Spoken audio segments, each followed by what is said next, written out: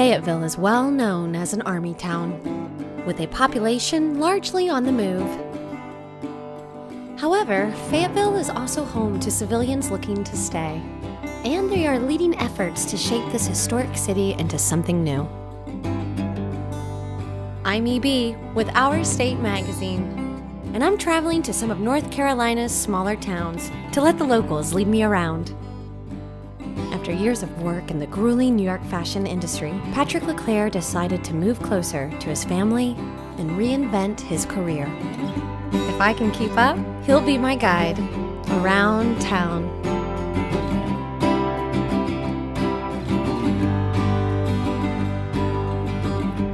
Hi, come on in. Coming in. I'm EB. Nice to meet you. So nice to meet you. Welcome Thank to you. Hay Street, downtown Fayetteville. And this is a hopping little street. This is getting busy. It's coming. There's a lot of neat stuff down here. I saw a photo, it's just black and white photo. It was amazing. There's a lot of mom and pop shops. Very iconic Americana business. And I think we're starting to see a lot of that come back in. They still have new businesses that'll probably pop up in the next 6 months to a year before the baseball stadium comes out. You can see where we're actually, the baseball stadium is being built, like at the moment.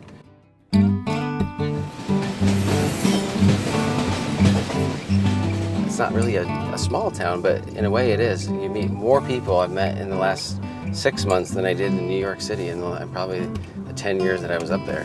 I'm so interested to hear about what you did in New York. So what I did in New York, I was working for a Ralph Lauren brand and would travel around to different stores every day and walk in and really, try to understand how to make it a more shoppable environment, a more welcoming environment, which is something I really do now. Okay, so we're heading out of downtown. Now we're cruising up this little hill here, and we're getting into Haymont.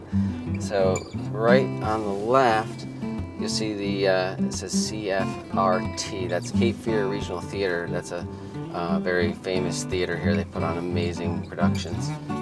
We're at LeClaire's. Let's just go and see what we see. Yeah. Okay, thank you. What my version of the general store is. It's really a modern take on this old-fashioned concept. A lot of home goods like towels, right? Books, of course, on camping.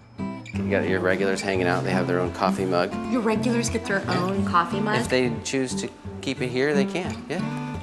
Wine is a big selling point because it brings people in for this local stop, right? It's close to home. Some people can even walk here. I love your vintage stuff. Is any of it for sale? Actually, almost everything is for sale. Really? Yeah. Oh. That's a little different than the old-fashioned general store. Maybe they didn't sell their antique cabinets. Yeah. A lot of the vintage goods, it's conversation. As a customer, every time you come in, it's always sort of a new experience then. Yeah, there'll be a few things that will change, but a few key things shift makes a big impact. I could pick through records for hours, but I'm starting to get hungry for lunch. David Fowler is a true pitmaster, transitioning his slow and low business from a food truck to a brick-and-mortar location.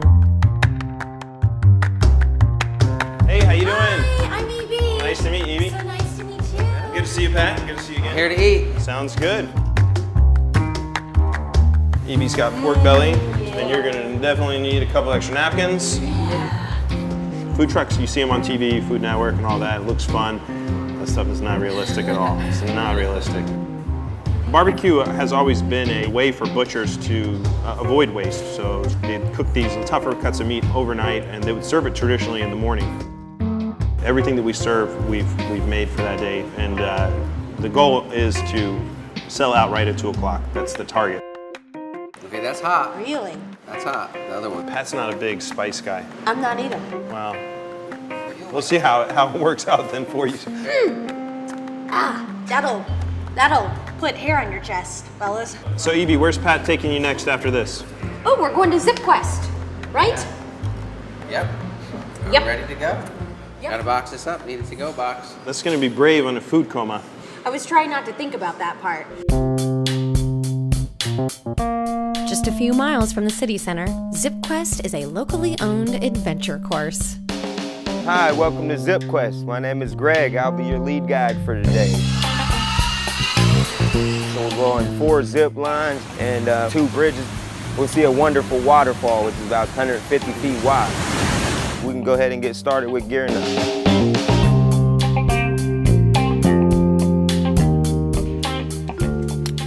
Feeling good. I'm ready to make some bad decisions. Feel free to triple knot things as needed. I definitely will. The last piece is going to be your helmet. Just make sure it's not so tight we can't hear you guys talk, scream, laugh, sing, whistle, yell for help, whatever you might do while we're out there.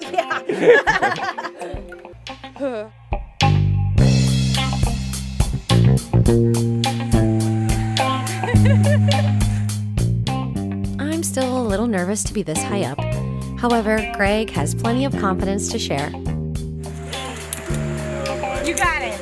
Patrick, you still got this?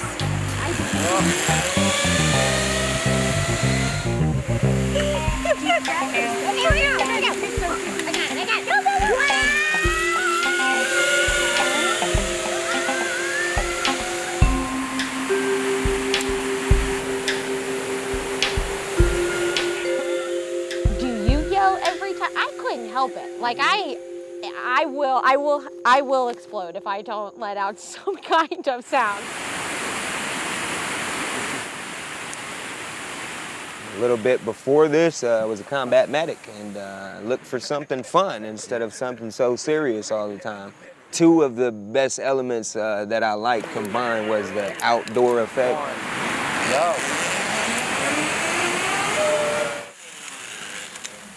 And direct contact with guests. You get to see guests, spend time with them, and enjoy that time.